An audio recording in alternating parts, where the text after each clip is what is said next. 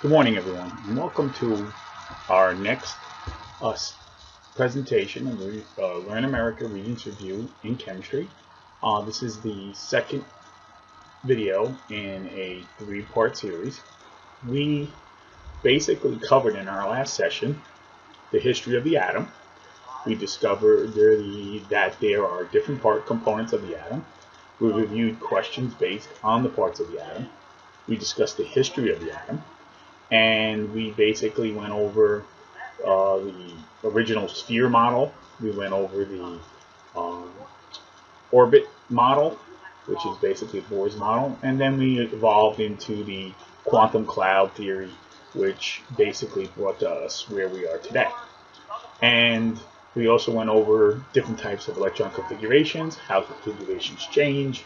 We talked about the Bohr configuration, which you get on the Regents booklet, and we also talked about the concepts of orbitals, which is part of the true electron configuration system. And we basically talked about how the atoms are different on the periodic table. And today what we're going to do is we're going to take a look at a video presentation to discuss how the atoms that we discussed in our last session are related to the periodic table. In Moseley's periodic table, the elements are arranged in the order of their increasing atomic number. The vertical columns in the periodic table are known as groups. The horizontal rows in the periodic table are known as periods. There are 18 groups and 7 periods in the periodic table. Some groups have their own specific names. For example, Group 1 is called alkali metals. Group 2 is called alkaline earth metals.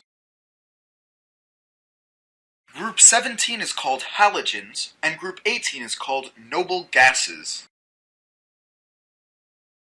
The Group 1 and 2, as well as from Group 13 to 18, are referred to as main group elements. The elements of Group 3 to 12 are known as transition metal elements. While the periods are not given any specific names, they are numbered from 1 to 7. The two horizontal rows below the main body of the periodic table are called lanthanides and actinides. These two periods are actually part of periods 6 and 7. What we're going to do today is we're going to talk about general properties of these elements, the metals, which are on the left side of the periodic table, of the zigzag line that I showed you a few minutes ago, and the nonmetals, which are to the right of the periodic table. There are more metals on the periodic table than nonmetals, so there's more variations of metals than there are of nonmetals. We're going to discuss why they have unique properties, and it has to do with the fundamental particle which makes up the elements, which we refer to as the atoms. Again, each group have key fundamental names that you're responsible to know, the ones that I have marked and the ones that discussed in the video. They all have properties that are similar if they are in the same group. Also note that hydrogen is not a metal. Now, the shape of the periodic table is based on where the valence electrons of the atoms that make up that specific element are located. So there are different parts of the periodic table. There's the S block, which is to the left side of the periodic table. And you should notice that there's a 1s, a 2s, a 3s, a 4s, 5s, 6s, 7s. Each of those is telling us where the last the valence electrons of the atom are located. Then you have what we call the P block area, which is basically telling us what sublevel are the valence electrons in for those valence electrons. But you should note that the rows represent the energy level in which the electrons are located. Then you have the elements in the middle of the periodic table. The transition metals, what makes them unique is they can use not only their valence electrons to interact with other atoms, but they can also interact with their inner core electrons located in d sublevels. And the inner transition metals, which are on the bottom of the periodic table, are even more unique in the sense that they're using inner core F electrons to interact. Now, the properties of metals in general we discussed in the last session. We know that they're malleable, which means you can hit it with a mallet and shape it into whatever shape you'd like. They are ductile, which means that you can place them, stretch them out into a wire. We know that metals can conduct heat and electricity very well, but they have a tendency to lose electrons, which we discussed. The vocabulary word oxidation, tend to lose electrons. That means that when they interact with other atoms, the other atoms will be able to draw their valence electrons away from the atoms that make up the metals. And we came up with an acronym to try to remember that. We use the term Leo the lion says GER, where L stands for lose electrons. Loss electrons is oxidation, that's what Leo stands for. And if something gains electrons, it's called reduction. We also use an acronym called oil rig. Oxidation is losing and reduction is gaining. You should also note that a metal most likely to lose its electrons the fastest would be to the lower left-hand corner of the periodic table. So francium and cesium would be more likely to lose their valence electrons quicker than all the metals on the periodic table.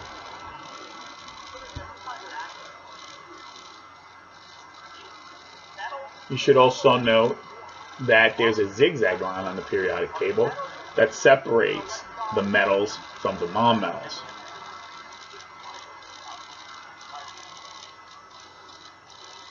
Now, metals, because of their ability not to hold on to their valence electrons that well, make them susceptible to chemical reactions.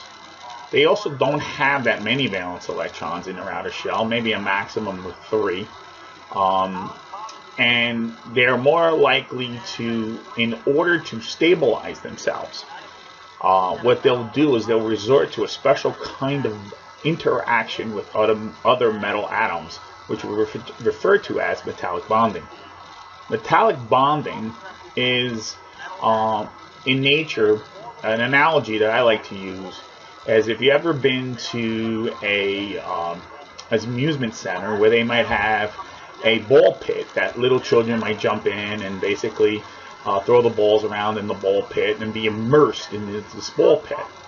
Metals basically resort to this type of interaction where they would take their valence electrons and share them among all the other metal atoms of their type in this ball pit. So metallic bonding is kind of like you take the nucleus with the core electrons of the atom, and the valence electrons are being shared among all the other atoms within the ball pit. So metallic bonding is like a ball pit at Chuck E. Cheese, where the metal atoms are throwing their valence electrons among all the other metal atoms in the ball pit. And this creates some unique properties that metals have that nonmetals do not have. And we're going to discuss some of those physical properties. And again, only metals can do this. So if we were to put on paper what a metallic bonding would look like, it would kind of be like the drawing I have on my slide here. You would have the nucleus with its core electrons, therefore kind of like the metal have lost its valence electrons to all the other metal atoms within the ball pit. So they're immersed within this sea of electrons, which is the term we like to use on the Regents exam and a popular vocabulary word. Now, if you were to push an electron into the ball pit, on the other end of the ball pit, the electron would be emitted. So this is how metals have the ability to conduct electricity. They also have the ability to conduct heat. They also can be hammered or shaped or bent. You could bend a metal because the volume of the crystal structure of metal can adjust to what you due to it, you can stretch it into a wire so the volume of the metal will change and the atoms will adjust itself within the volume. So the ability to push the atoms and readjust their positions is easy to do with a metal. A typical question that you would see on the exam, they would show you an image like this, which basically says the particle diagram below represents a solid sample of silver. And you could see right away the metallic bonding ball pit scenario, where each metal atom with its core electrons is immersed within a sea of electrons. And they would typically ask the straight question, what type of bonding is present when valence electrons move within this sample? Well, since these are only metal atoms within the sample, it's resorting to only one type of bonding, which it can do, which is referred to as metallic bonding. Now, metals have the tendency to lose their electrons. And when they do that, their electron configuration will be what we call isoelectronic, which is a vocabulary word used on the Regents, with the helium, the noble gas configuration of the noble gas on the row above them. So, for example, lithium and beryllium would lose their valence electrons and end up looking like helium's electron configuration. So they become isoelectronic with helium. Now, obviously, lithium has one valence electron, beryllium has two in its second energy level. So they would lose their valence electrons to have the electron configuration just like helium. Sodium, magnesium, and aluminum will lose their valence electrons and end up with a isoelectronic configuration like neons. Potassium, calcium, gallium would lose their valence electrons and have the same electron configuration as argon. Now, when metals lose their valence electrons, they shrink in size when they become what we call a cation. A cation is basically a particle that has a positive charge. So that's what metals do. They become cations and their volumes are reduced dramatically. Once they reduce their volumes, they become extremely stable, and now they will not be as reactive because they cannot lose any more of their electrons unless you invest a tremendous amount of energy to force them to. So once they shrink, the metal becomes more stable. Now, I'm going to explain why this is so, but these are tendencies of what metal atoms will do within the element of a metal. So the fact that they shrink in size and become more stable is the driving force to why metals tend to lose their electrons. They also have a nuclear charge which doesn't allow them to be able to hold on to their electrons as well as their counterparts on the right side of the zigzag line. Now, because they lose electrons very readily, they can actually lose their electrons to metals that have, nonmetals that have higher ability to gain electrons than they do. Now, water, for example, is a particle that has in it hydrogen atoms. The hydrogen atoms within a water molecule has the ability to draw electrons from the highlighted metals that I have on this projection. So group 1, group 2, some of group 3 from the transition metals, the lanthanides, and some of the actinides can actually get their electrons drawn away by the hydrogens in a water molecule. So because of this, what will happen, the hydrogen in the water molecule will gain an electron and become hydrogen atoms. Now, you can't have hydrogen atoms, so if we were to write out the chemical reaction, you should know group 1 metals, like potassium, for example, 2 potassiums would have to interact with 2 water molecules. Each water molecule, hydrogen, one of the hydrogens of the water molecule will actually gain electrons, and it will produce 2 hydrogen atoms which will bond and produce hydrogen gas. What's left over from the water when it reacts like that is hydroxide ions, and again, the potassium atom will lose its electrons and shrink into potassium ions. And a tremendous amount of energy is released, which is dangerous because it could ignite the hydrogen gas. You have the group 2 metal like calcium has 2 valence electrons. So therefore, it would take 2 water molecules to react with only 1 calcium atom.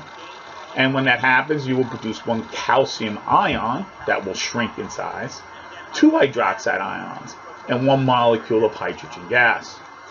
Again, these are all very exothermic reactions, meaning the energy will be released. And again, they're dangerous because the energy could ignite the hydrogen gas, and that would be very explosive because hydrogen is very flammable. Now, it's important, if these chemical reactions will occur with all group 1 and group 2 metals, and again, you can see how potassium would generate enough energy to spark the hydrogen gas. Calcium would react, but it would not be able to generate as much energy to excite the hydrogen gas.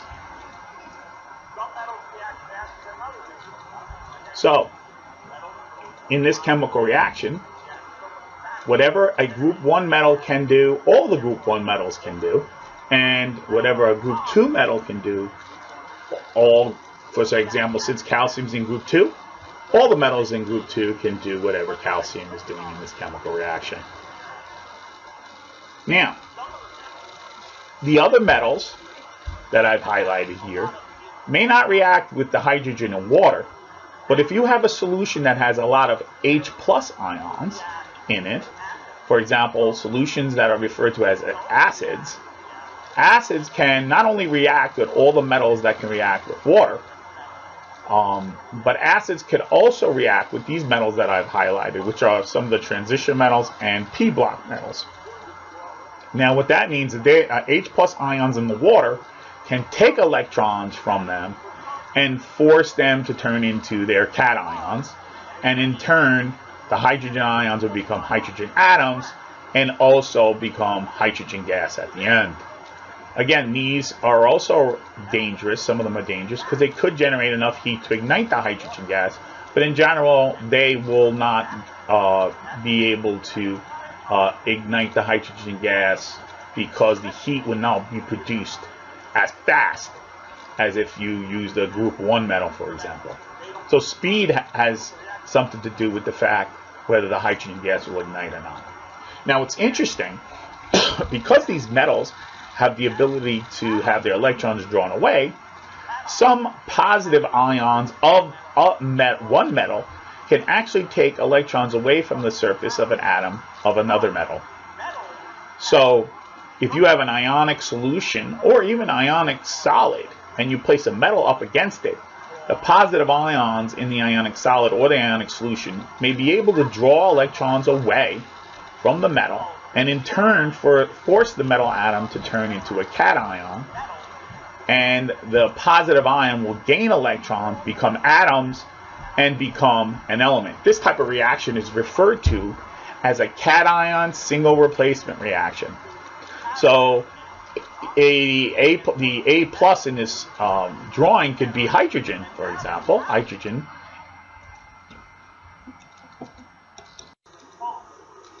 So you could have that positive ion could be even hydrogen. Now, how would we know whether the positive ion has the ability to gain electrons off the surface of these metal elements? Well, we have what they call the activity series chart, which is referred to as Table J. And what Table J will do for us, it can tell us that the cations from the elements listed from the bottom elements can actually accept electrons from any of the elements listed above them on this famous Table J list. So if they were to ask you which metal can lose electrons most readily, it would be the metals listed on the top. But here's the thing, this table is based not on speed, it's based on energy. So you notice lithium's on the top of the list because lithium, believe it or not, when it loses its valence electrons, will generate the most energy. That's why we use lithium in our watch batteries, for example. But the metals to the top of this list will definitely give up their electrons most readily to any of the ions of the elements listed below. So, if there's an ion of an element listed below, it will be able to take electrons away, and that ion will turn into the new element and force the element that it's taking electrons from to turn into a cation. So if you look at the the questions on the Regents, for example, that says according to the activity series, which refers to table J, which metal will react spontaneously with silver ions? So if you look at this list, I highlighted the position of silver, which is way to the bottom of table J. And silver ions has the ability to steal electrons from a lot of metals on this list, because there's a lot of elements listed above silver on the list. So the ion of silver can take electrons away from all these metals. However, in the question, they want to know, but not with zinc ions. So zinc ions, if you know, is higher on the list. So zinc ions can only take electrons away from the metals that you see listed above it, like from manganese up to lithium. So the metal would have to be between zinc and silver, right? And that would only fall upon copper, because copper is the only metal as a choice that falls between silver and zinc. So that's how you would utilize table J. Okay, so the answer to that one would be C, copper. Again, it's all about position on the table. So the silver ions can take from all the metals, including copper. Notice hydrogen's on this list. Hydrogen is not a metal, but it is an element. And hydrogen is actually used as the standard that they developed this table from. So if you look at question 3, what question 3 is doing is they're basically saying, okay, which metals will react with H+? And that would be all the metals that are listed above hydrogen. But the metals that are below hydrogen cannot interact with the H+ ion. So it's always the cation from below reacting with the metal elements listed above.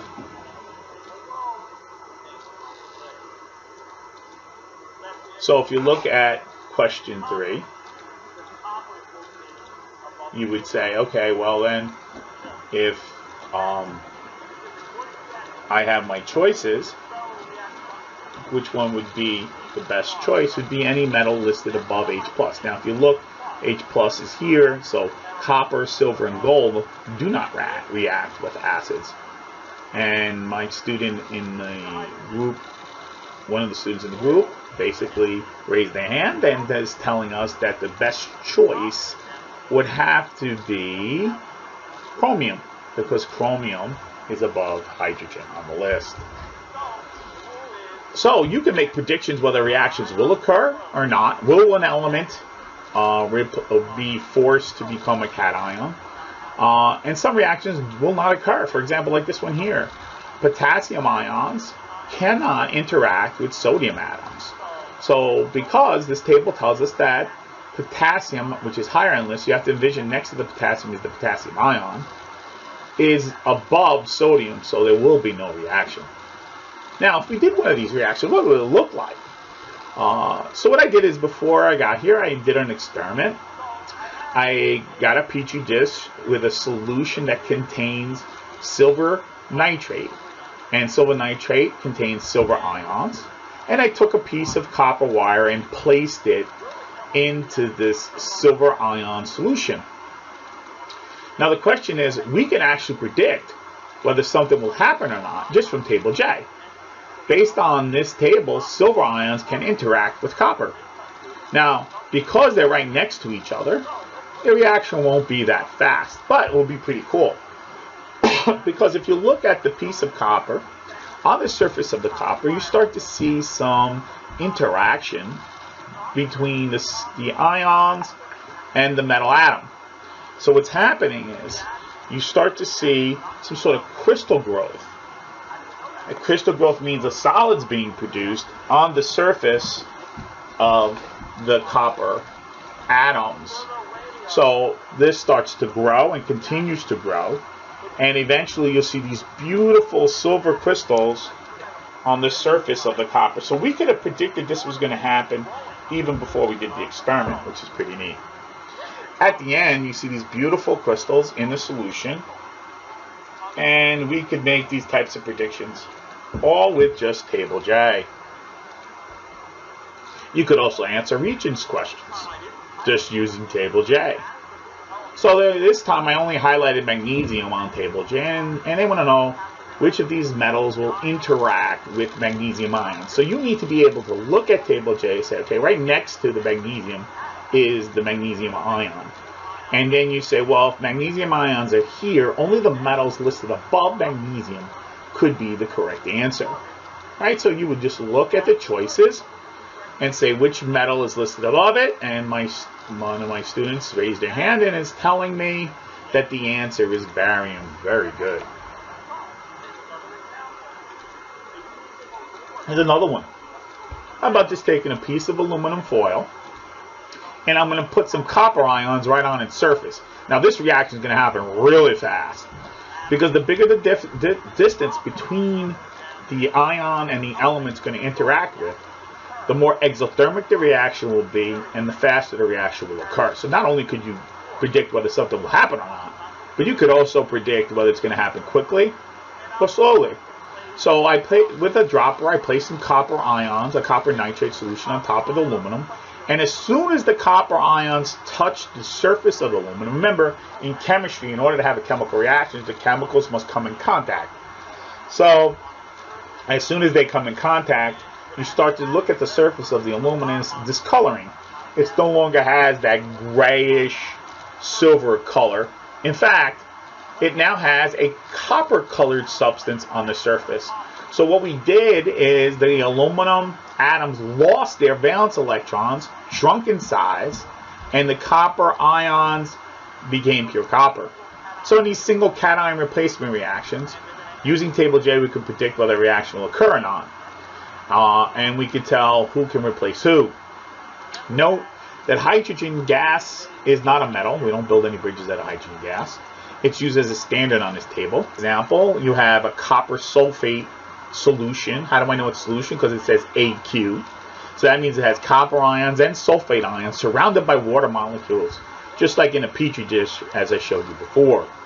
And if you placed a piece of iron into this copper sulfate solution, you can predict, using table J, whether a chemical reaction will occur. Because if you go to look for copper ions on table J, you will see that copper ions would be below the iron on the list. So a chemical reaction would occur with these ions in this aqueous solution. So the copper ions would take electrons away from the iron atoms and force iron to become an ion in solution. Again, it's all about location on table J. So if copper is below, the copper ion was below the iron on the list. Right, so the position of the ion on table J relative to the position of the atom of the element on table J will allow you to make a prediction. And you can do that for any of these single cation replacement reactions. You know it's a single cation replacement reaction because you have a metal in the presence of a cation. So whenever a metal element is in your chemical reaction, it's all about table J. Now nonmetals are like the Bizarro to Superman. If you remember the comic book in the old days, or even in the new modern movies that are coming out, you have Superman and you have Bizarro. Bizarro would be like the non-metals, and the metals would be Superman. So anything that Superman can do, Bizarro can do the opposite. So, for example, these non-metals will not be malleable and won't be ductile. If you hit them with a hammer, they'll actually crack, and that's what brittle means. They don't conduct heat and electricity. There is an exception to that rule. Carbon, in a certain form of carbon, can conduct. That's the only one that possibly can do that. They're to the right of the zigzag line on the periodic table. And what they do is when they come in contact with another atom, they're looking to gain electrons and get larger in volume. So instead of shrinking, they would get larger. And in case of fluorine, for example, fluorine would be the most active nonmetal, which is in the upper right-hand corner of the periodic table. And what fluorine will do, it will gain electrons and turn into what we call fluoride. So nonmetal elements are made up of these non-metal atoms that if you found one of these elements, you'd find that the atoms have formed a unit called a molecule. And within the molecule, the non-metal atoms are bound together by what we call non-polar covalent bonds. So every non-metal element is made up of particles that have more than one atom, non-metal atom, bound to another.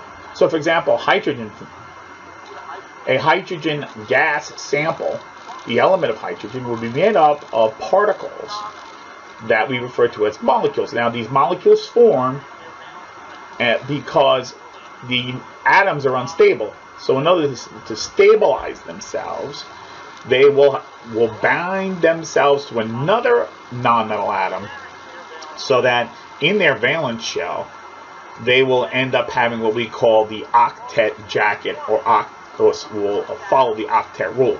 So fluorine, for example, fluorine atom has only 7 valence electrons. It needs one more, because it turns out the number 8, if you have 8 valence electrons, you can jack it, like put a cover over your nucleus and reduce its ability to draw electrons to itself.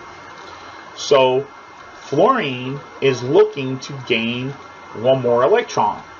So when you find an element of fluorine, what typically will have to happen is that a fluorine atom would have to find another fluorine atom to form this molecule. So 2 fluorine atoms will come together, and what they're going to do is they're going to share what we call their bonding electrons, which is the unpaired electron in these electron dot structures. So the unpaired electron in the electron dot structure is going to be shared among the 2 atoms. This sharing is called covalent bonding. And once they do this, they will form a unit which we refer to as a molecule. Now it turns out fluorine is going to form what we call a diatomic molecule, which has 2 fluorines that both now believe that they have a total of 8 electrons in their valence shell because of the sharing of this bonding electron. So both fluorines have 8, which is the octet jacket, which stabilizes them. So all the non-metal atoms will have these molecules. Now, when you take a non-metal atom and you make it come in contact with, let's say, a metal atom in the metallic bonding, the non-metals will have the tendency to take the valence electrons from the metal and increase in volume and become what we call a negative ion, referred to as an anion. So non-metals look to gain electrons, which is called reduction, and they will become larger in volume. But how many electrons will it gain will be dependent on how many are they short to have 8. Now table J, what's neat about table J is it's able to tell us that which nonmetals can take electrons from what are the other nonmetals and ions. So it turns out that nonmetals can take electrons not only from metals, but they can also take away from the anion of other nonmetals. So table J is telling us that fluorine is the best gainer of electrons because it's listed as the most active. Therefore, it will generate the most energy when it gains electron. And what we're saying is that if we use fluorine as the example, fluorine will be able to draw electrons from the anions of elements. So fluorine has the ability to take electrons from the anions of the elements that are listed below fluorine on table J and force the anion to become an atom, and then the atom would have to find another atom of its type to form an element or molecule of that element. So table J is a very powerful tool because fluorine can steal from the anions of chlorine, bromine, and iodide. And that's what the table J can do for us. And we all know that fluorine has the ability to take electrons from all the metals listed on the left side of the table J. So you can answer a question like 6 says, according to the activity series, which is table J, which molecule is most easily reduced? Again, remember the vocabulary word reduced means Remember, oil rig, reduction is gaining. Or Leo says GER, gaining electrons is reduction. So which of these molecules can gain electrons the best, the quickest? And that's right, fluorine is the correct answer because fluorine's on the top of the list, right, on table J. Now, question 16 that I projected here is kind of flipping the concept. It's asking which anion listed below is most easily oxidized. That means which of the anions will most likely lose its extra electron that it's carrying that allows it to be negatively charged. So if you look at table J, it would have to be the ion of the element which was on the bottom, which was iodine or iodide. So again, table J, what you want to know is that the ions from below, the anions from below, can end up losing their electrons to any of the non-metal elements listed above it. So the non-metal atoms can draw electrons from the anions listed below. Now again, this is just a partial list, and this is what you need to know from it. So you can make predictions about chemical reactions like this here. Can fluorine take from chloride in HCl, hydrochloric acid? And the answer is yes, it can, because the chloride ion would be listed below the fluorine on table J. Again, remember, once it takes its electron, the atoms in the non-metal element will become the new anions. That's why it's called single anion replacement. So what would this look like? So before I came here, I did this experiment. I have this solution that contains potassium iodide, which therefore there's iodide ions in here. Now, if I bubble non-metal, it's not going to take electrons from the cations because they lost their electrons already. So what's there is there's these negative anions in solution which are susceptible to losing electrons right now if I introduce a powerful non-metal element into the solution. So what I did is I took a syringe and I filled it with chlorine gas. And what I'm going to do is I'm going to bubble the chlorine gas into the solution. And the question is, can the chlorine gas steal electrons from the iodine? And you see right away, you see this brown substance being produced in the solution. And that's what iodine looks like. It's like a brown solid substance. So that's what's happening. So we're taking the iodine's electrons away and forcing iodine to become the new element. So we have metals on the left side of the zigzag line, and we have non-metals to the right of the zigzag line, and then we have these green elements on here which are up against the zigzag line. We exclude aluminum, polonium on the Regents because they do not consider them as metalloids, even though that's controversial. You need to know all the other ones are metalloids. So there are more metals than non-metals, and there are very few metalloids. Now metalloids are pretty neat because what makes them interesting is they have similar properties to both metals and non-metals. But they're important because these elements are used as semiconductors in the electronic business and in electronic circuits, and they're used as diodes, which are very popular. So all cell phones, for example, contain metalloid elements, mixtures of metalloid elements. They're used as on-off switches within the circuits which are in our cell phones. They're used in LED lights. So you know how popular these products are. So these are pretty important metalloids are pretty important elements. Now, we need to understand, why is it so? Why do these elements have these unique properties? To understand the properties of the elements, we need to look at the smallest particle within the elements, which is the atom, which ends up making up these elements. So there are three physical properties that we want to focus in on. These of the atom, which is the atomic radius, the ionization energy, and this thing called the electronegativity.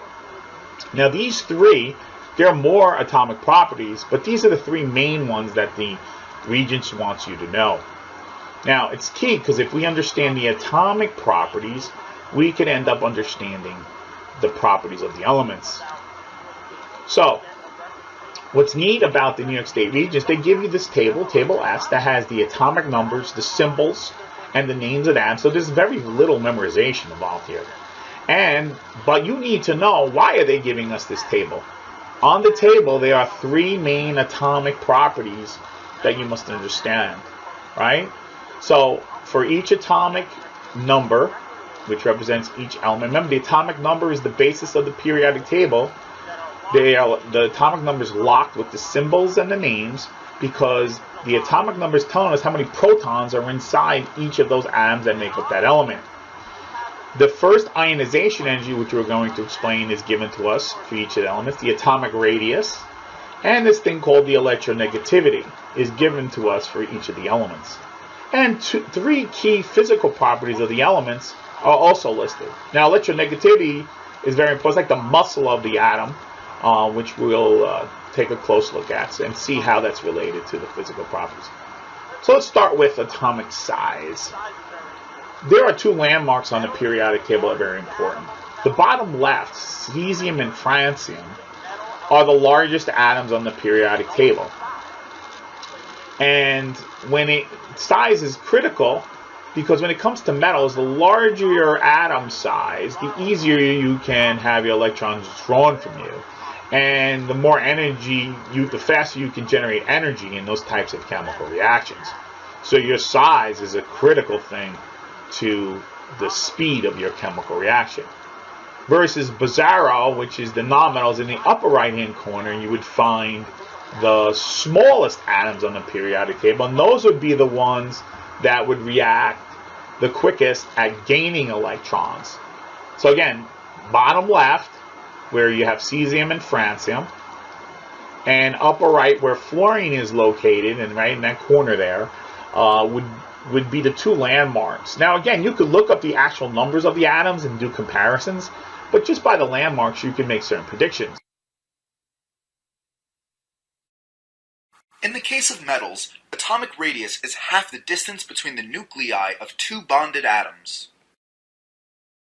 In the case of nonmetals, atomic radius is half the length of the covalent bond between the 2 bonded atoms. Consider the lithium atom, which has 3 electrons. The 2 electrons lie in one s orbital, while the 3rd electron lies in the outermost 2s orbital. The inner 1s electrons shield the nuclear attraction to 2s electrons. Now, let us consider the beryllium atom. It has 2 shielding electrons in 1s orbital. But the nuclear charge is +4, hence electrons move closer to the nucleus. Thus, beryllium is smaller than lithium, though the number of valence electrons increases gradually across the period. Due to increasing effective nuclear charge, the size of the atom decreases as we move across the period. Hence, the atomic size decreases on moving across the period. Let us compare the atomic radius of elements in group 1. Lithium has 2 electronic shells since it lies in 2nd period. Sodium has 3 electronic shells since it lies in 3rd period. Thus, on going down the group, the number of electron shells increases. Thus, the atomic size increases as we move down the group. So that's why they had to resort to taking the atomic radiuses based on when they're bonded to another atom in the element. So they measure the distance between the nucleuses and divide that by 2 to come up with the atomic radius. And that's how the numbers on the periodic tables are listed. Right? And again, you could always look up the actual numbers to do a comparison. But to move quickly, we want to show you, they're going to ask you, how does the numbers change from atom to atom on the periodic table going across and going down a group. So again, that's how they got the values on the table, right? And it's influenced, the actual size is being influenced on whatever the charge of the nucleus is, how many core electrons does the atom have that are shielding the valence electrons from sensing the nucleus? And what energy level is the valence electrons located on? So this is important because remember that the bigger the metal atom's radius, the more unstable it is, the quicker it will react. And when it comes to nonmetals, the smaller the nonmetal atom, the more unstable it is, the quicker it will react. When I say quicker, we're talking about speed. Well, in chemistry, we use the word rate. So the rate of the reaction is going to be controlled by the actual radius of the atom within the element. Remember, going down, they get bigger, and that's why I said cesium and francium would be the metals that would react the quickest to give up their valence electrons. Versus fluorine, way to the upper right, would be the quickest at gaining them. Again, once these electrons move and they become cations and anions, they will become more stable, and therefore they will not have to have as much stored energy in the atoms anymore, and the energy will be released. So non-metal atoms, the smaller they are, the quicker they will react. Again, you're responsible to know the trend. Going down a group, right? The atoms get bigger, and that's important, especially if we're referring to metals. And as you go across the periodic table, the trend is that they get smaller, right? More nuclear charge, same shielding, outermost electrons are feeling more effective nuclear charge and being drawn closer to the nucleus. Now, the kinds of questions you're going to get are going to basically refer to the general trends. Now, some teachers make their students graph the atomic radius so they can see the patterns, right? This would be going down a group, and the lines going across would be going across the periodic table. If you took them and made images at them, that's what you would see. Now, the transition metals are interesting. Transition metals don't change their radius as much.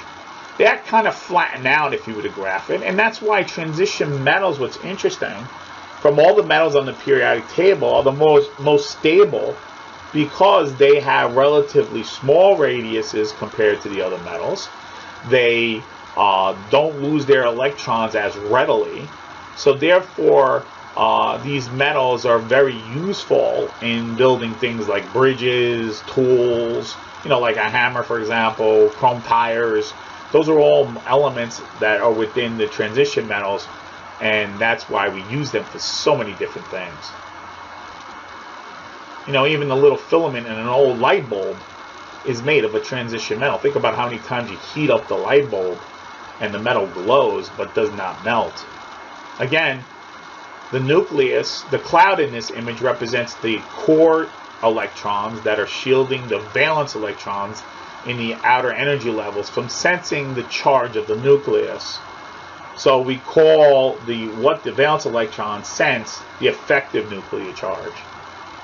Now, when nonmetals gain electrons, we told you that they become anions. And the anions are always going to be bigger than the original atom.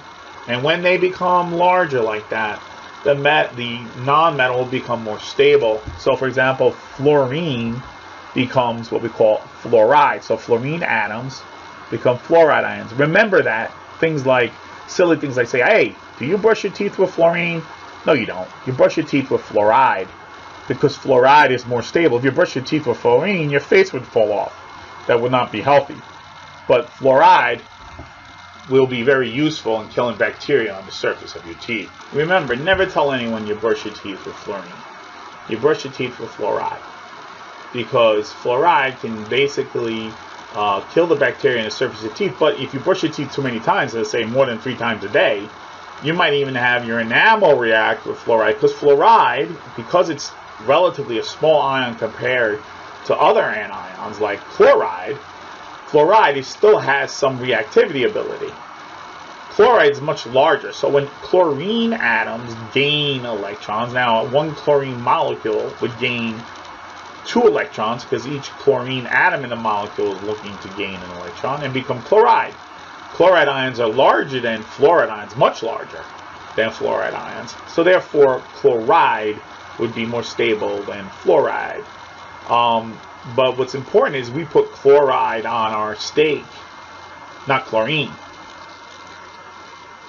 because chlorides is much more stable. Now, those metals, as we've referred to before, metals form cations. They form positive ions by losing their valence electrons.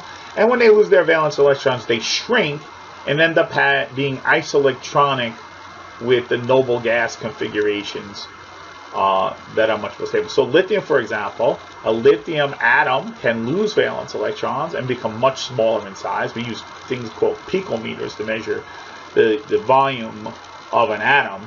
152 picometers becomes 60 picometers when lithium becomes a lithium cation.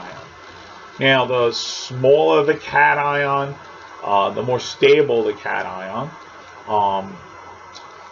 and that's important to know. And by shrinking, what ends up happening, it loses a lot of its potential energy that was stored in the atom, and that energy is released.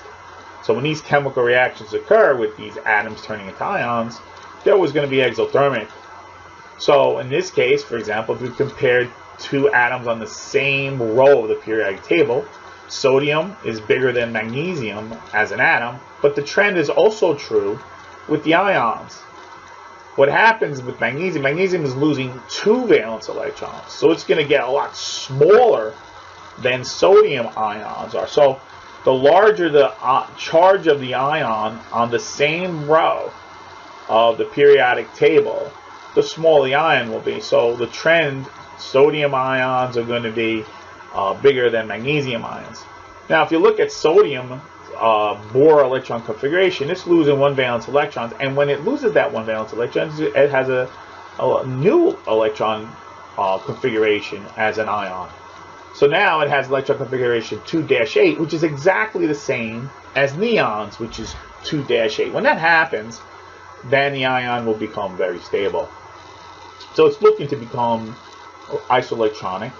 If you compare the ions in a group, for let's say, as you go down the group, the ions will follow the same trend. They'll be larger because, again, there's more energy levels as you go down the group.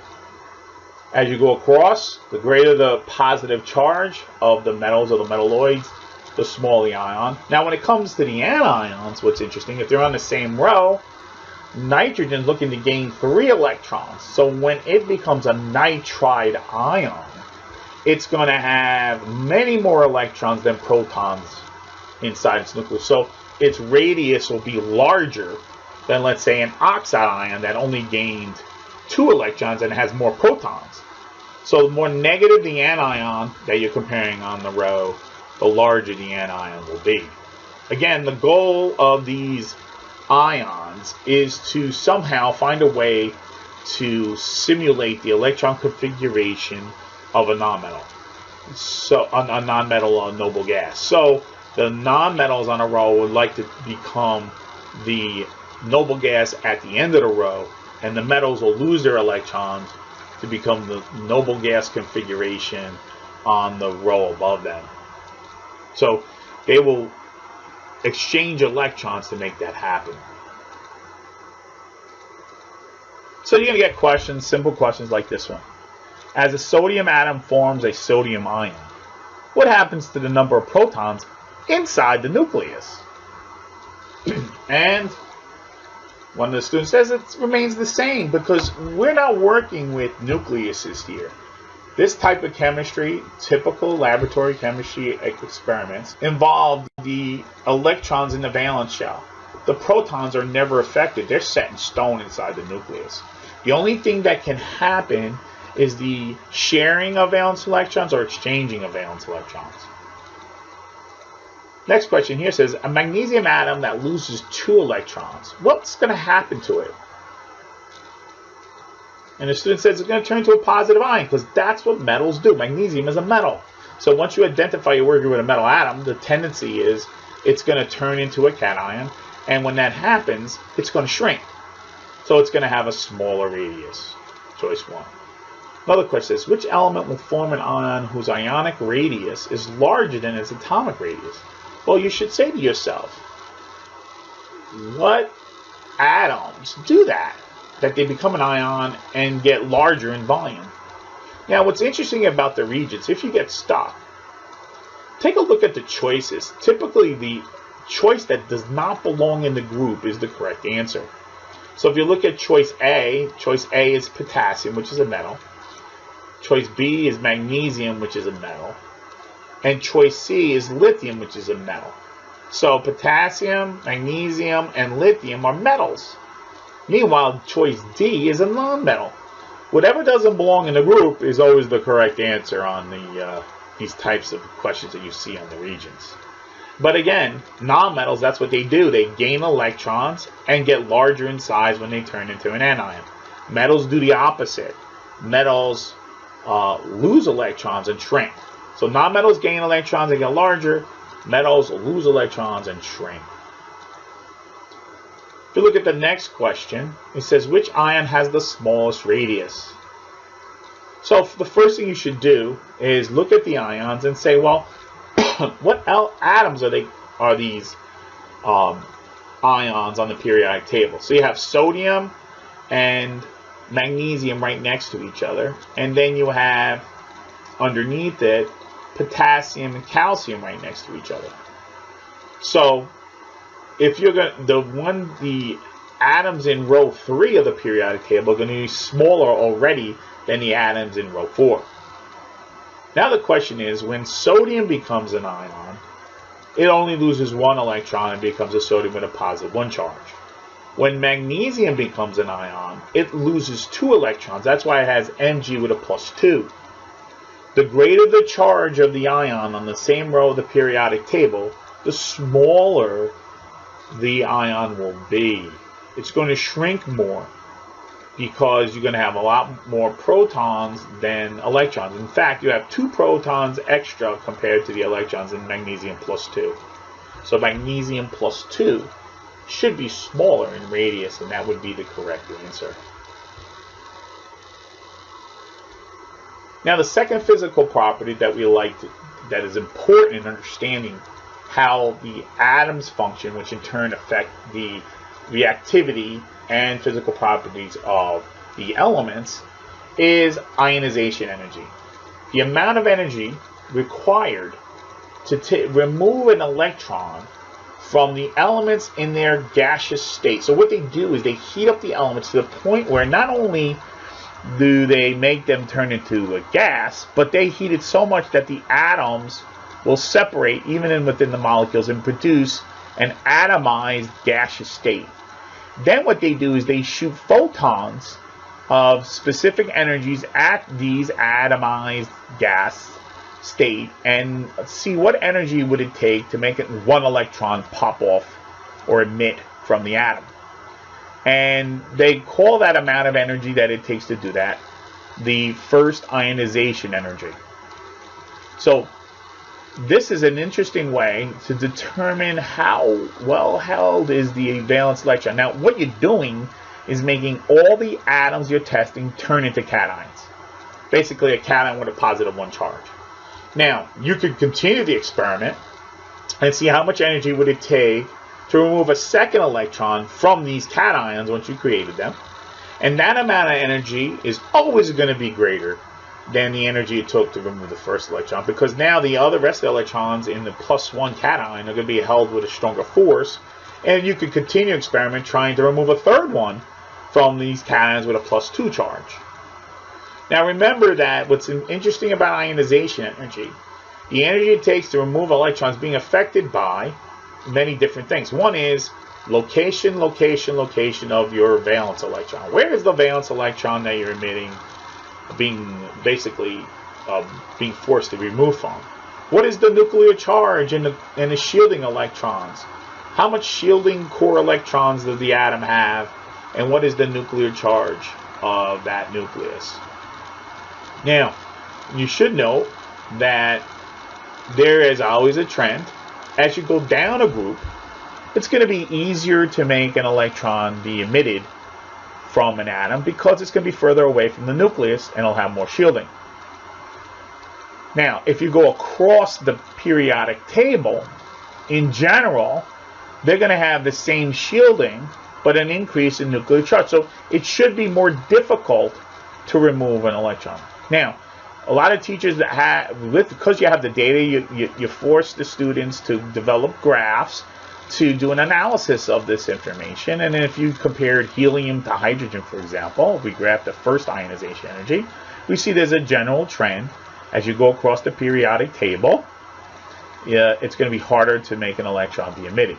Then when you start a new element in a new period, which is lithium's below hydrogen on the periodic table, there's a dramatic drop in the amount of energy necessary to emit the electron, because the electron is in a higher valence shell. So therefore the electron has less energy, and higher energy, therefore you don't need as much to make it emit. But as you go across the periodic table, if you actually graphed it, you would see these little anomalies, like these slight drops in the ionization energy. And that can be explained. In college, we learn that the electron, again, ionization energy is controlled by location, location, location of where that valence electron is coming from. And we know that the electrons are in certain sublevels and orbitals. And the low sublevel and the orbital plays a role on how well can an electron be emitted using this technique. And also whether there's two electrons in the same orbital, there's going to be some repulsion, so it'll be easier to make an electron be emitted. So it's not as simple as we try to make it, that's just a simple trend. There are some anomalies if you actually did a graphical analysis, but the Regents won't ask you that. They just want you to know, do you understand what is the general trend? As you go down a group, okay, as you go down a group, the trend is it's easier to remove a valence electron, so therefore you need less ionization energy. So those peaks on the top of the graphs are representing atoms going down a group, and those points on the bottom of the graph are representing atoms going down a group. So as you go down, less energy is needed because the valence electrons are in higher energy levels and have greater energy. So you don't have to give as much energy. So that was a great question from the student. And then the second fact, as you go across, right, the location of the valence electron plays a role, but the nuclear charge is getting greater. The core electrons are staying the same, therefore it becomes more difficult to remove that valence electron, right? Because they're shrinking in size as you go across. The atoms get closer, the valence electrons get closer to the nucleus, making it more difficult. So there is a trend here with the ionization. It's actually the opposite of what happens to the atomic radius. As the atomic radius gets larger, the ionization energy gets less. And as you go across the periodic table, as the radius gets smaller, the ionization increases. So if we took that graph and changed it into a bar graph, you see the general trends. As you go down a group, radius gets larger, ionization energy gets less. As you go across a period, radius gets smaller, ionization energy gets greater. Right? So the first ionization energy's trend is the opposite of what the radius trend is. And that's important to note. That's important. And it helps us predict what kind of chemical reactions need more energy, more activation energy to occur versus others, depending on what atoms that are interacting. So we had some great questions in the session on that trend that the students determined that what is the trend correlation between radius and ionization energy. So ionization energy is very important because it will tell us how much activation energy, which is the energy that we need to start a chemical reaction. So knowing the ionization energy explains the quantity of activation energy we would need, because in order to generate certain chemical reactions, you're going to need the exchange of electrons. So igniting magnesium is directly related to the amount of ionization energy necessary to create this chemical reaction between magnesium and oxygen in the air. So this is why we study the atomic properties and use that to determine the chemical property of the element. So again, the driving force is they want to get that noble gas configuration. They want their valence shell full, like a noble gas has. So by definition, the energy required to remove an electron from an atom in the gaseous phase, one electron, is your first ionization energy. So if we did this and wrote it out, here's your magnesium atoms in the gaseous state. Here's the amount of energy we ended up using to make one electron be ejected.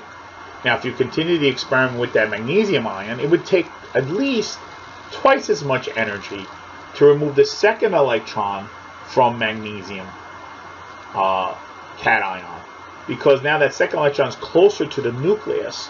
So because of that, and because the volume has gotten smaller, it's harder to do. Now, if you try to take a third one out, the amount of energy would be tremendous, because now you're going to go to a core electron.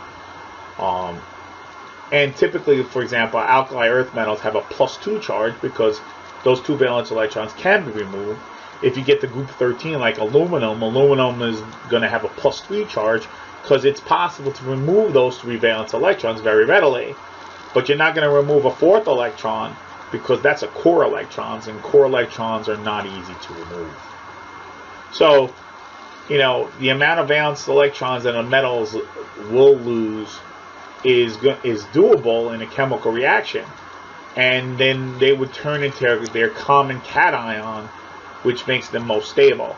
But if you try to remove an additional electron, let's say a 4th electron from aluminum, it has shrunk so small and the core electrons are so close to the nucleus that the amount of energy would be 1,000 times more than it would be for the third ionization energy that you used to remove the third electron from aluminum that had 3 valence electrons.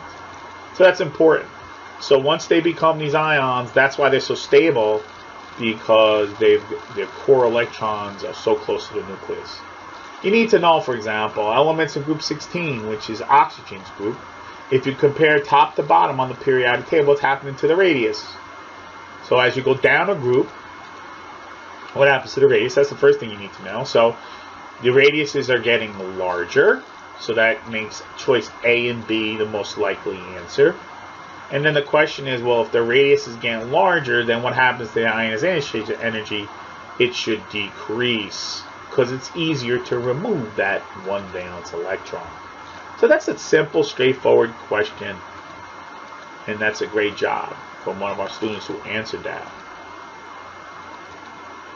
So that's important.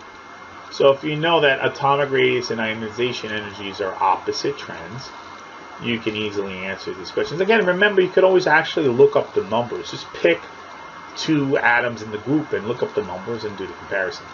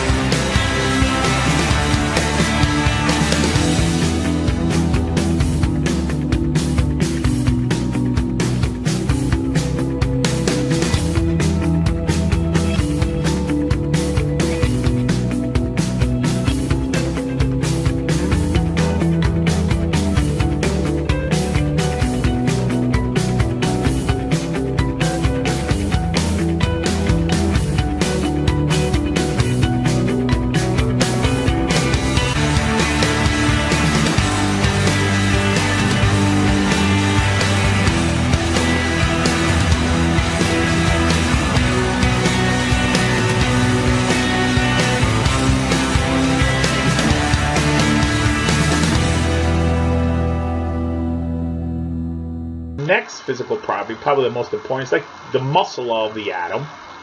A famous scientist called Linus Pauling came up with a rating system of going from 0 to 4.0 based on the energy it took to break the bonds that are between atoms in their elemental state. So how much energy did it take to break the metallic bonds in a metal element? How much energy did it take to break the bonds in a molecule of a non-metal element? And based on those numbers, he created a rating system for metals and non-metals rated from 0 to 4.0. Now he had a little issue because the last group on the periodic table doesn't form bonds. They actually exist as monatomic atoms, so he didn't have a rating number for the noble gases. But later on, we discovered that certain noble gases can actually form bonds, right? But again, he didn't know that, so he gave the highest rating, for example, to fluorine, which was a 4.0. And then the alkali metals in the bottom left of the periodic table, he gave a rating of somewhere between 0.7 and... So here's a Learn America video. The ability of a bonded atom in a molecule to attract the shared electron pair towards itself is termed as electronegativity. The electronegative element possesses partial negative charge as a result of attracting addition electrons towards the nucleus. The partial positive charge forms on the less electronegative element as a result of having electrons pulled away from its nucleus. In extreme cases, the separation of charges leads to ionic bond in which an electron is transferred from one atom to another. Now, let us assume the lithium atom has 3 electrons. The 2 electrons lie in one s orbital, while the third electron lies in the outermost 2s orbital. The inner 1s electrons shield the nuclear attraction on 2s electron. Now, let us consider the beryllium atom. Again, it also has 2 shielding electrons in 1s orbital. But the nuclear charge is +4, hence electrons move closer to the nucleus. Thus, beryllium is smaller than lithium. Beryllium attracts the electrons more strongly than lithium. Comparing with lithium, beryllium is more electronegative. When we move right across the period, the size of the atom decreases. Thus, while moving across the period, the electronegativity increases. Consider lithium and sodium atom in the group 1. Both have 1 valence electron. Lithium has 1 inner shell, while sodium has 2 inner shells. Hence, valence electron of lithium is closer to nucleus than sodium. The valence electron of sodium is more shielded than lithium. Thus, sodium is less electronegative than lithium. Further down the group, the size of the atom increases, hence electronegativity decreases. So, the tendency of an atom to attract electrons to itself when it's chemically combined with another element, and that is how bonds are formed, we can use the electronegativity numbers just to determine how is the sharing going on between those 2 atoms. Is it truly being shared, the valence electrons, or is one atom holding on to electrons more than another?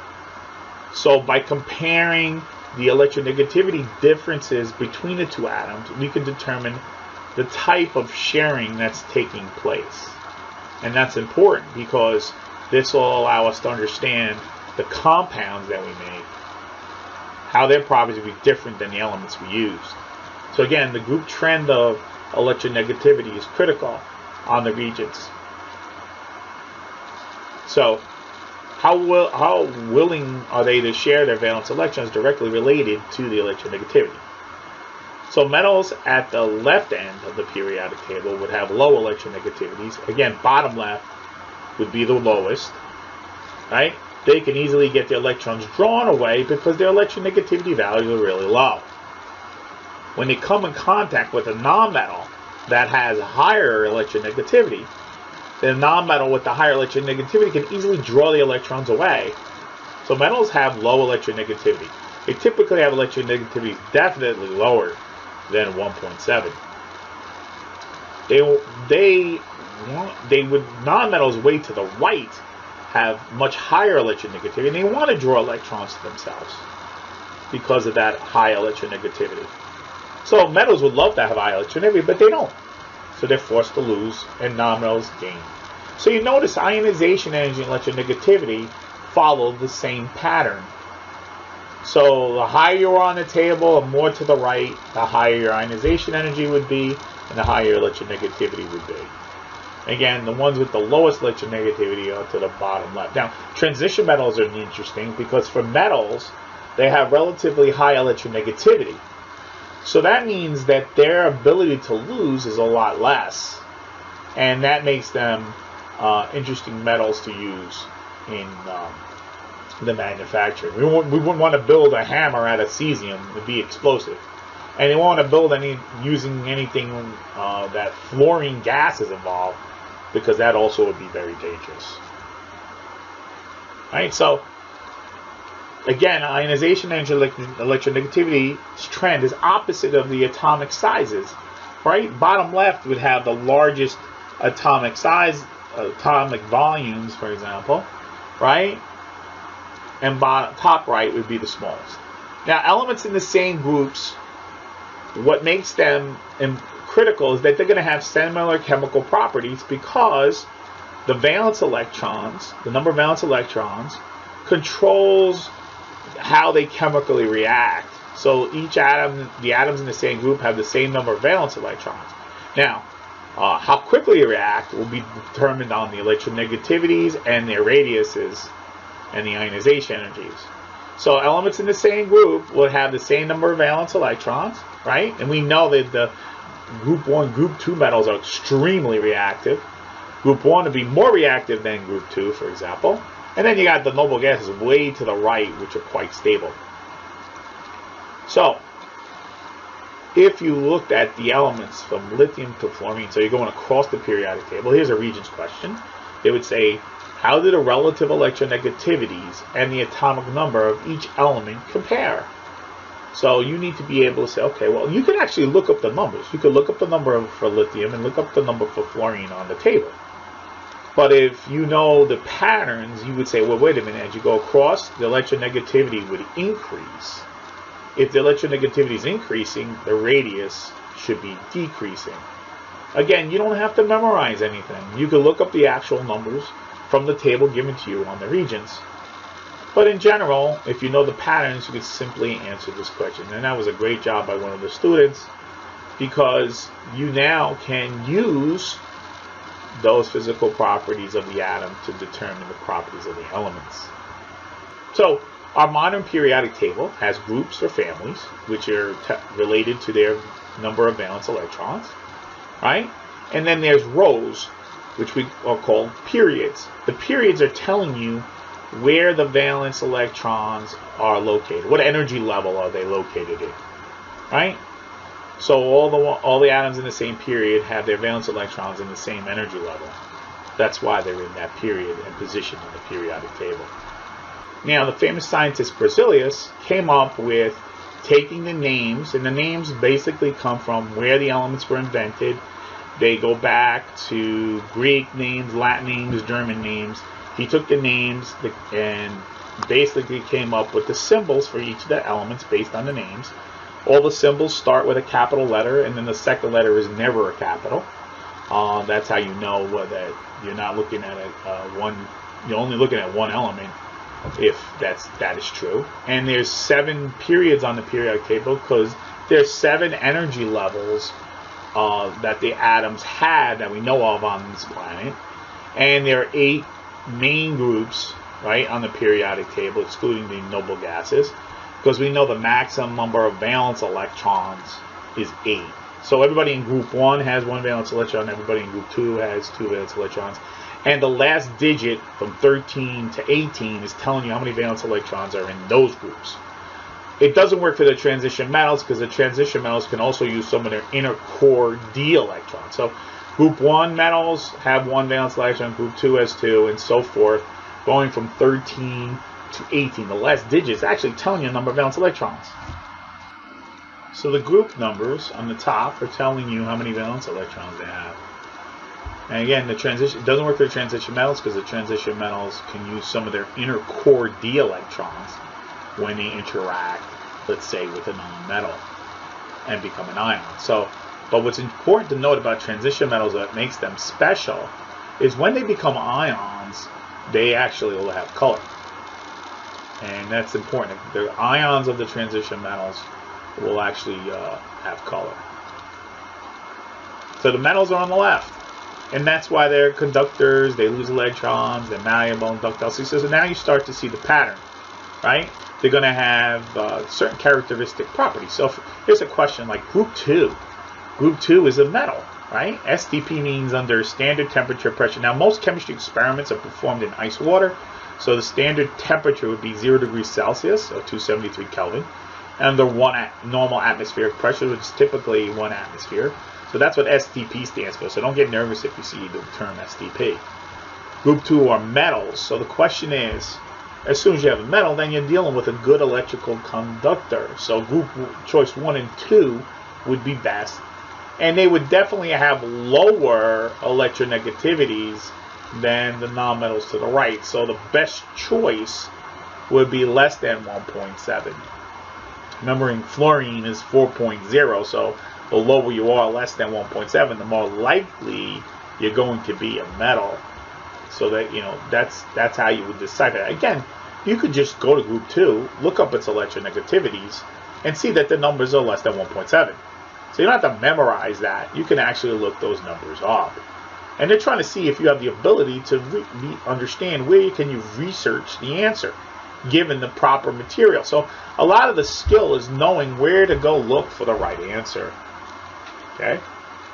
You're going to get questions like atoms of metallic elements tend to do what? You need to know. Metals lose. They lose electrons. So immediately it's either choice C or D. And then when they lose electrons, what do? They form positive ions and get smaller. You know, which element has greatest metallic character? Metallic character, what does that mean? That's the ability to act like a metal. Not, you know, when we say act like a metal, react like a metal, lose electrons. So metallic character, the ones to the left of the periodic table are most likely the right answer. So if you look at the choices, the element to the left, there's only one metal there. It's magnesium. And he's way to the left, so he's got to be the right answer. The other 3 is a metalloid and 2 nonmetals, so that can't be the answer. So magnesium would be the best to have metallic character, ability to lose electrons. That's what metallic character means. It doesn't mean build a bridge out of it. It means reacting like a metal and losing electrons, right? So that's important vocabulary word. Potassium, the next question. Hey, find potassium. Well, you could look up the word potassium on the table and find that its symbol is K. And then say, where is K on the periodic table? It's on the left side. So it must be a metallic solid. Remember that all metals are solids, right? All metals are solids except mercury. So the majority of the metals on the periodic table are in the solid phase of STP, right? That's why the choice was metallic solid. And then if you look at the next question, it says, which would have the most active metallic element? Well, you would say to yourself, active. Now that's a little tricky because, you know, you got this table that says lithium on the top of the list, but when they're referring to is which is more likely to lose its electron the quickest. So you would be on the metal side, right, to the left, and it would be a group 1 metal, and to the lower left, so you're talking about cesium or francium, which is in group 1 at the bottom. But it gets a little confusing with the word active. The word active. Remember that the table J is based on energy, not speed.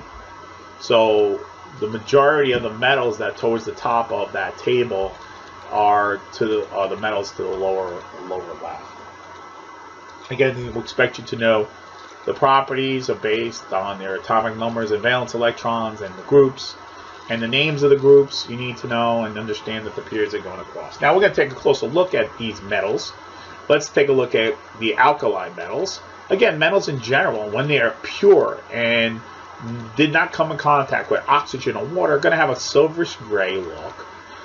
You need to be able, from our last session that we had, be able to determine the dot structure. So lithium's in group 1, so it only has one dot in its dot structure. They give you the Bohr model on the periodic table. They give you the Bohr configuration. They say electron configuration 2-1. So it only has one valence electron and it only has one dot. That means all the group 1 metals would follow the same pattern. So if we go to sodium, you would have sodium with only one dot in its Lewis dot structure. If you go to the second group, the alkaline earth metals, beryllium's in that group. It has 2 valence electrons in the second energy level. Therefore, it should have a symbol with only 2 dots. And whatever elements are in group 2, they're going to have 2 valence electrons, right, in their valence shell. So calcium being in group 2, you would suspect, would also have the symbol calcium with 2 dots, because the difference between calcium and beryllium is where those valence electrons are located. Calciums are in the 4th energy level versus the 3rd for beryllium. So you have to be able to answer the general questions based on those facts. So group 2 are considered from beryllium to radium. What is happening to the degree of metallic activity? So you're going down the group. So the radius is going to get larger, and therefore the ability to lose its electrons, which is the metallic activity, should increase. So that's important. So they expect you to know that. Next question says, which of the alkaline earth metals? Identify the group and which element exists in that group, which would be magnesium. Electron dot symbol. You have a symbol with 2 dots. Well, which group could that be true for? Well, group 2, or everybody in group 2, only has 2 valence electrons. What is the name for group 2? The alkaline earth metals. So that's the kind of thing that the Regents wants to know. This bottom question is more difficult, because here now they're talking about the reaction we were referring to with water. If one metal atom reacts with 2 water molecules, that must mean that that one metal atom has 2 valence electrons. Therefore, it must be coming from group 2 on the periodic table, because they are the ones that have 2 valence electrons that can react with 2 water molecules. Now, these transition metals, like I mentioned, are unique. Not only can they lose their valence electrons, but they also can use some of their inner Ds. And again, they should all have a grayish, silverish look. Now, iron in this image has a black surface color because it reacts very readily with oxygen, and all metals will discolor over time. And it's difficult to see when they're in a pure state. Now, what's also interesting, there are 2 metals, which are transition metals, that have their own unique color. It doesn't have a grayish silver look. So copper has its own copper color look, and then you have gold, who's also in that mix, right?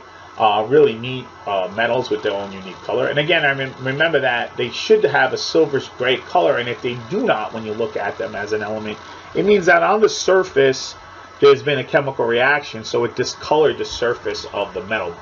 If you were to rub off that discolor, you would see it's silver gray underneath. There are some metals that are very expensive that are transition metals, because they don't react that well, because they have relatively small radiuses and large electronegativities. So they're not looking to lose electrons as readily. Like silver, gold, platinum, very expensive, and you'd love to make things out of it, but they, again, cost a lot of money. But if you're going to do electronics where you want it to last forever, those would be great metals to use.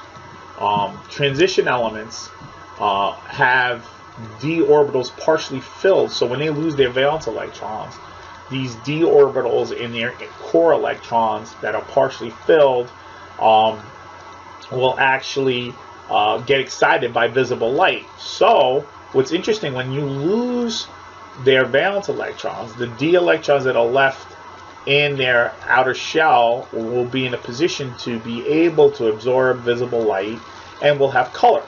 So when you go outside and you see pretty rocks out there on the ground, the reason why they have these unique colors is because inside the rocks and the ionic compounds that make up the rocks are transition metals. So they love to ask questions on transition metals, and the fact that their presence can be determined by the fact that there's colors. So that's important. That's a popular question on the Regents. So when you see the word color, you're looking for a transition metal in the choices.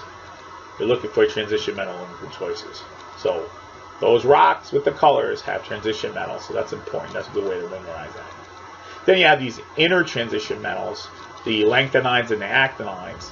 What makes them unique is they have partially filled f orbitals in inner core electrons, and that allows them to have properties like being easily magnetized. You can make supermagnets out of them. The bottom row, the actinides, we don't typically work with them because they're radioactive. They have unstable nucleuses. The number of protons and neutrons inside the nucleus have reached a certain limit, to the point where the nucleuses detach pieces of particles that get emitted. So we don't work with those in a normal chemistry laboratory. But the fact is, the lengthanides are pretty neat because, again, you can magnetize them and make really super magnets that can do some really cool flotation of devices. Again, they're going to be silverish gray, just like any other metal. They'll conduct electricity just like any other metal, but again, like uranium, is got the imbalance in its nucleus, and we all know that uranium is quite dangerous. And the point here is that they have these F partially filled electrons. They're the only ones on the periodic table that have that. Then the zigzag line, excluding aluminum and polonium, the elements up against the zigzag line are considered to be what we call semi-metals or metalloids. So you might have said, hey, wait a minute, boron's still left for the zigzag line. Well, how come it's not silverish gray? Because, again, it's a metalloid. Only metals typically take the silver gray look. So the powder, the boron powder, is the fact that it's taking non-metal properties. So the non-metal powder look is because it's a metalloid. But these elements are important because they're used in the semiconductor business. They are used in the electronics that we use in our phones, our televisions. They are used in the LED lights. On the Regents, they typically only are going to ask to find their location on the periodic table. So you're going to see questions like, which of the following is a metalloid? And you need to know where that is. You know, where is it located on the periodic table? Remember, it's up against the zigzag line, excluding aluminum and polonium. And they typically will stay away from putting aluminum and polonium as a choice because it's a little controversial. Then to the right of the zigzag line, not including the metalloids, you got your nonmetals with their unique properties, which now I think you have a better idea of how it works, why they do what they do. But what's important to note about the nonmetals, they are made up of not just atoms, but particles that are called molecules that are made up of the atoms. So nitrogen, the element nitrogen, would have two nitrogen atoms bound together to form a molecule of N2. And a way to memorize it, they come in twosies, for example. Nitrogen is only found in twosies. What's interesting about oxygen, oxygen is typically found in twosies here on the surface of our planet, but way up in the stratosphere, you actually find an allotropic form of oxygen that comes in threesies. There are only certain elements that are found only in twosies. Hydrogen, fluorine, bromine, iodide, nitrogen, and chlorine. Now, oxygen can be typically found in twosies, but does have an allotropic form. So they used to use this thing called Hoffenbrinkel to memorize who comes in twosies, but that really doesn't work because oxygen can also be found as O3. Now, what's interesting, other elements that are important to us, we're carbon-based creatures. That means we have a lot of carbon atoms in our body. But what's interesting about carbon, the element, you can find in different allotropic forms. You could find carbon as a diamond. You could find carbon as graphite. So what makes them different is their structures. Nitrogen, again, is one of them that's only found in 2s. It's a gas. You typically need to know that at SDP it's a gas. You need to know that oxygen's a gas, typically. Nitrogen's a gas. The halogens, the top halogens are gases. Again, this very important atom, which makes up an element, is found in our atmosphere. And what's interesting, in the air there's more nitrogen than oxygen because oxygen is more soluble in water than nitrogen is. Solubility of these nonmetals in water is being controlled by the number of protons and electrons total in their molecule. Phosphorus, another element in group 15 of your periodic table, also is another one of those that are found in more than one form.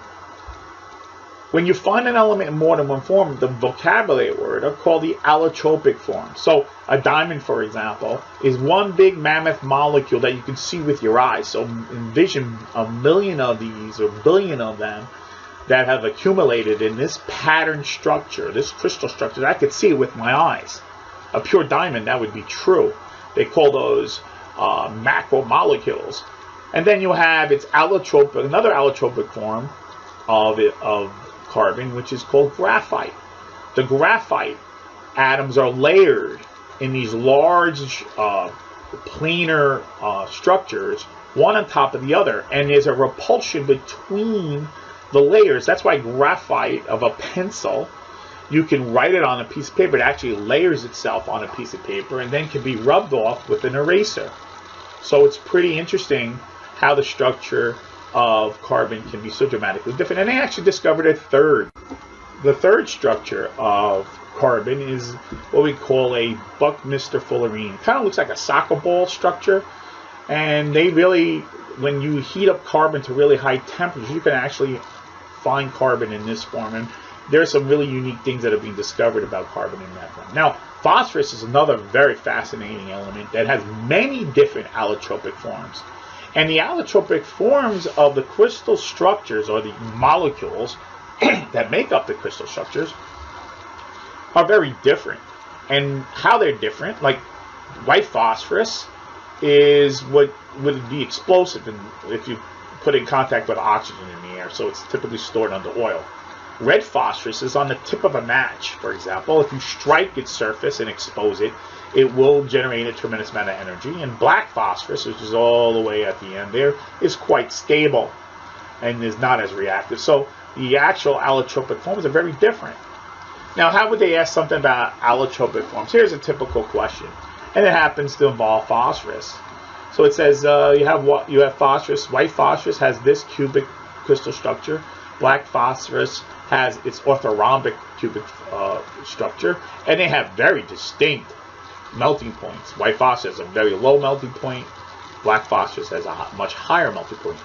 It turns out the melting point is also following the pattern of the greater the number of protons and electrons total in the molecule, the higher the melting point typically, and also the higher the boiling point, which is interesting. So which phase describes the two forms of phosphorus? Well, they have different properties, and they have different crystal structures. So that's typically what you would get as the allotropic question on the Regents. And then, position of the elements on the periodic table. What groups are they in? What type of element are they? So which list represents the classification of the element of nitrogen, neon, magnesium, and silicon? Nitrogen being a nonmetal, right? Then you have neon being a noble gas. You have magnesium being a metal. And then you have silicon as your metalloid.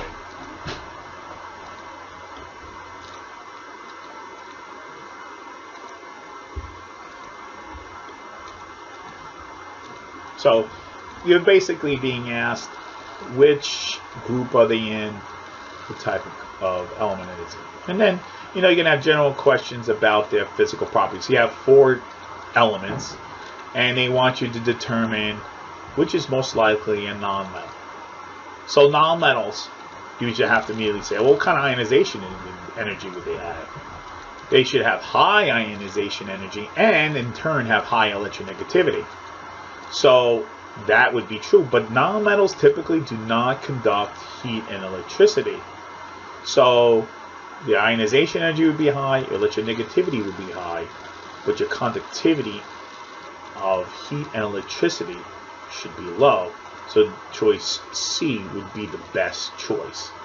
Now, the only nonmetal element that can conduct electricity, which is interesting, is carbon, but only in one allotropic form. And the Regents, I don't think, would ask you that question because, again, it's an anomaly. It's very unique because of this unique layered molecular structure that it has, which allows electrons to basically move right across the surface of it. So I wouldn't worry about that anomaly and go with the typical tendency. So choice C would be best. Then it says which element is brittle in the solid phase. Remember, what brittle means, if you hit it with a mallet, it would crack.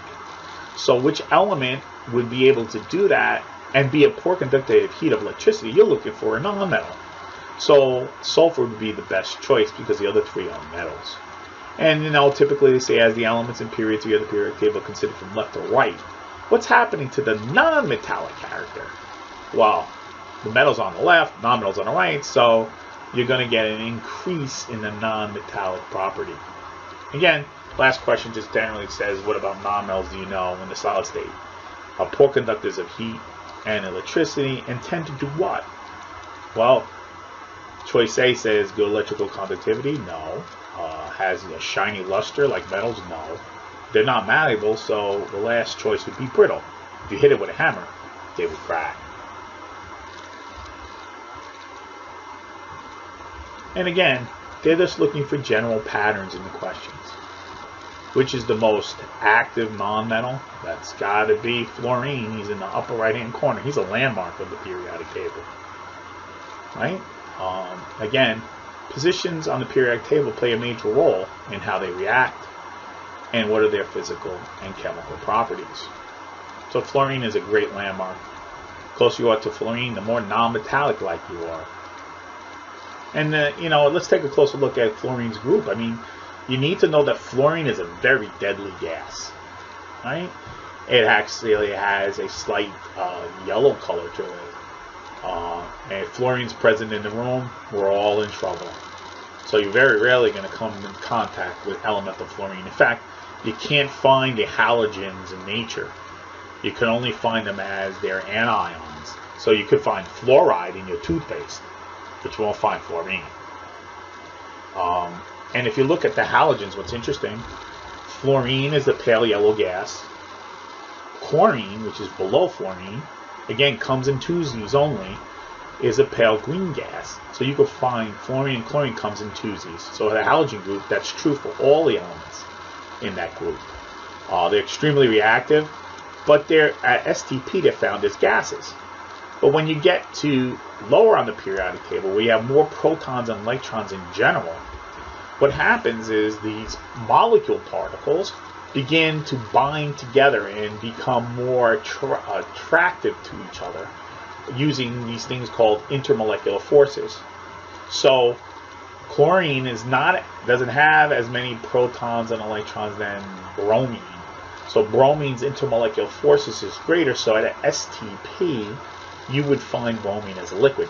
Bromine is the only liquid non-metal element on the periodic table. It's important to note. And the only metal liquid is mercury. What's also important to note, as you go down further on the periodic table in the halogen group, you find I2. Now I2, compared to bromine, I2 is a crystal solid because those intermolecular forces are greater than even bromines because there's more protons and electrons in the molecule. So therefore, the binding attraction, the IMF, is greater in iodine. And then last but not least, the noble gases. The noble gases, what makes them extremely important to understand is that they're not reactive because they have that, what we mentioned before, the inert 8 electrons in the outer shell, that octet jacket. Now helium doesn't need 8, it only needs 2 because it only has 1 energy level with electrons in it. But because of that, they are non-reactive. They have the nuclear charge is relatively high compared to everybody on their row, and therefore you're not likely to see them lose their valence electrons. So as you go down a group, the IMF forces begin to become greater. So none of them are found as liquids because of the fact that they're so stable. And there's those full energy levels in their outer shell allow them to cut off their nuclear charge from drawing more electrons. Remember that Linus Pauling didn't even give these guys electronegativity ratings. But I'm going to ask a higher level question for you.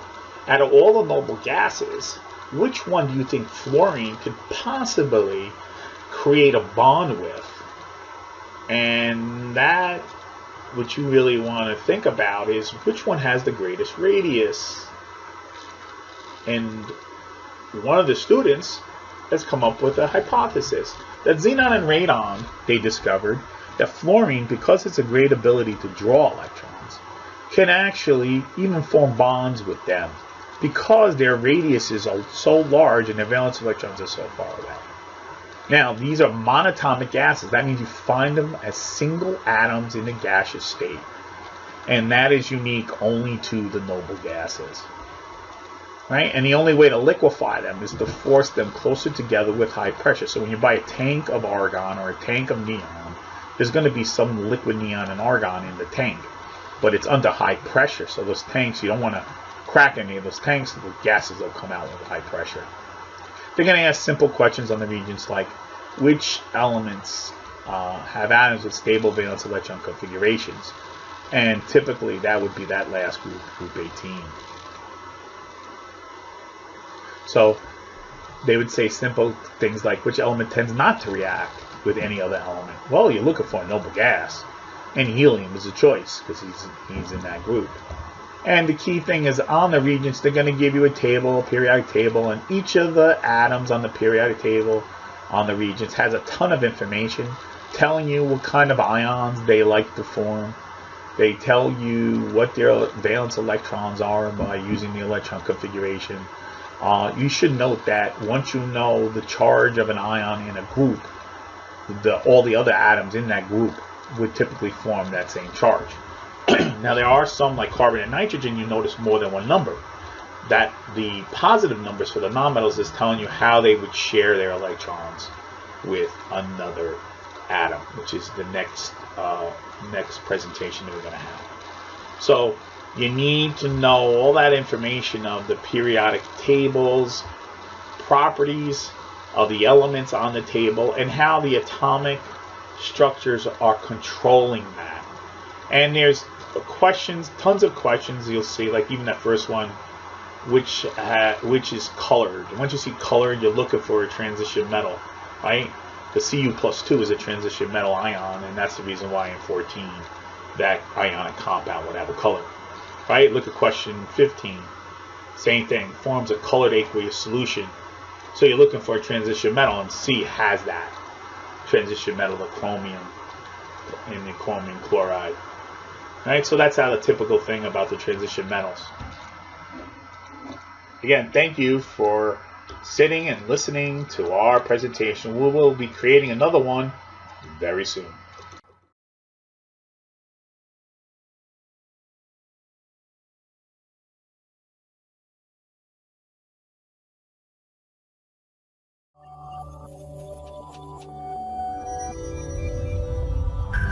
Expert teachers and educators at Learn America have created an online platform that helps students better prepare and improve performance in standardized tests in math and science. Step 1. Our unique methodology involves taking pre-assessment tests.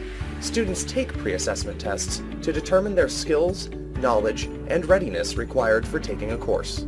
Students are provided a detailed progress report at the end of the assessment to determine their strengths and weaknesses, and areas to focus on in order to achieve higher success in the course. Students access the courseware through the Learning Management System, or LMS, that is available anytime, anywhere, either through a browser or through the apps for the Android or iOS platforms. Students will have direct access to instructors, view any posted course announcements, and view a calendar of upcoming course events such as homework due dates, assessments, and so on. They may also download a learning report detailing any of their course activity, such as assessment scores, anytime. Step 2. Personalized learning plan developed based on the student's test scores in the pre-assessment test. The LMS includes an ebook for each course that provides theoretical concepts broken down by chapters and topics. Each chapter includes diagrams, graphs, or animated videos to provide visual demonstrations of the theory. The LMS platform has several features to make the learning process easy. Students can highlight important information, take notes, use the online calculator, and unit converter. Our expert teaching staff has created an extensive question bank that provides self-assessment questions in the form of quizzes after every chapter. These tests provide students a quick assessment of what they have learned in each topic or chapter. Students get to view the results immediately and provide an instant view of what specifically needs to be revisited prior to moving to the next topic. Step 3. Adaptive assessments and formative updates, where students then experience a series of assessments. Formative assessments are configured to reinforce the essential concepts behind major topic areas and to prepare students for more rigorous assessments as they march towards exam readiness. The assessment results allow students a full 360-degree view of the courseware to reinforce the learning, and step-by-step detailed solutions to reinforce problem-solving abilities. Faculty will use the formative assessment results to further guide the students. The students are then put through a more challenging adaptive assessment process. Much like progressing through a video game's levels, students climb the competency ladder by mastering one concept at a time. The adaptive assessments culminate in a mock final exam covering the complete course. Step 4. Interactive moderated online forum. Students get an opportunity to participate in online discussions. Here, they can post questions and share information with other students taking the course, as well as faculty and teaching assistants. Step 5. Progress report and intense interactive review dialogues. We provide a detailed, personalized progress report to view course progress. Students may participate in faculty-led review dialogues. This is conducted either in person or over an online conference. Step 6. Ready review. Towards the end of the course, as their test approaches, students take a final summative assessment that details specifically what sort of outcome they can expect from their exam. With this assessment, students can dig deeper into what they need to know. Practice exams are available anytime and can be taken any number of times.